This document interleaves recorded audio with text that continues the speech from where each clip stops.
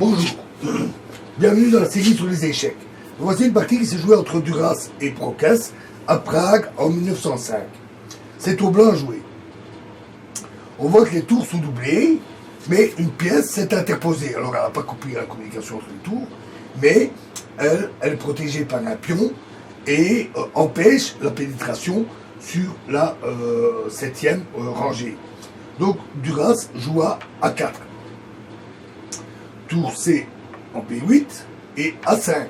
Et cette fois-ci, le cavalier est obligé de se retirer. Cavalier D7. Et maintenant, la pénétration des pièces sur la 7e rangée décida. Tour B7. Tour prend B7. Alors, après tour prend B7, malheureusement, le clouage par Dame C8 serait particulièrement désagréable. Donc, Dame prend B7. Tour C8. Pour pénétrer définitivement avec leur tour sur la 7e rangée, les blancs vont maintenant avoir besoin de la collaboration de leur fou et du pion A. Donc, ils ont joué fou F2, un très bon coup. Le roi était ici, excusez-moi, roi F8, fou E1, un petit mouvement en zigzag pour se ramener, roi E7, se ramène pour protéger ses pièces.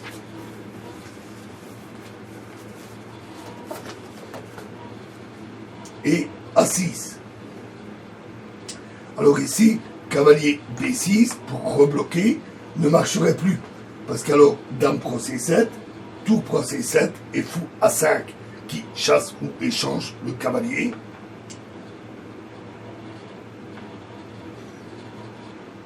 Donc, roi E8 et fou A5. Et dame B8. Alors, déjà à présent, les blancs auraient pu continuer par dame prend B8, tour prend B8, suivi de tour B7, étant donné que l'échange des tours donnerait alors un pion passé particulièrement violent aux blancs. Mais ils n'ont exécuté que cette manœuvre un coup plus tard. Roi F2, roi E7, en vérité, ils ne sont pas pressés sur dame A8, alors fou C7. Donc, roi E7. Et maintenant, dame prend B8. Tour prend B8. Tour B7. Il est fréquent comme ça quand on a atteint une position très forte de pénétration que où l'adversaire ne peut pas vous chasser par un échange, par exemple, qu'on prenne un peu son temps, parfois pour des questions d'horloge ou pour essayer d'améliorer un détail dans sa position. Roi E8 pour déclouer le cavalier.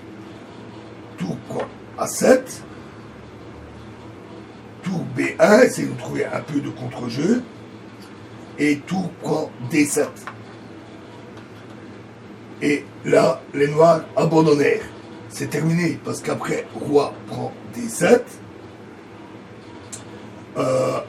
A7 et ils ne peuvent pas empêcher la promotion du pion.